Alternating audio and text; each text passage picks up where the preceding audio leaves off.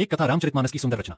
1 minute देकर देखोगे तो वास्तव में दिल में छप जाएगी। एक बार हनुमान जी ने प्रभु श्रीराम से कहा कि अशोक वाटिका में जिस समय रावण क्रोध में भरकर तलवार लेकर सीता मां को मारने के लिए दौड़ा, तब मुझे लगा कि इसकी तलवार छीनकर इसका सिर काट लेना चाहिए, किंतु अगले ही क्षण मैंने देखा कि मंदोदरी ने रावण का हाथ पकड़ लिया। यह देखकर मैं गदगद हो गया। यदि मैं कूद पड़ता तो मुझे भ्रम हो जाता कि यदि मैं न होता तो क्या होता। बहुधा हमको ऐसा ही भ्रम हो जाता है। मुझे भी लगता कि यदि मैं न होता तो सीता जी को कौन बचाता, परंतु आज आपने उन्हें बचाया ही नहीं, बल्कि बचाने का काम रावण की पत्नी को ही सौंप दिया।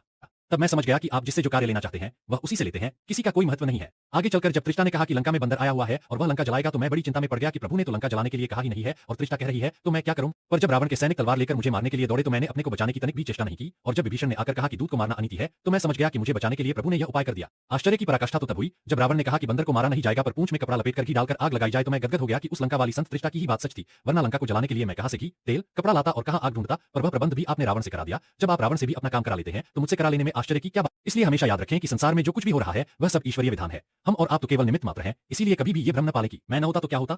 जय श्री राम।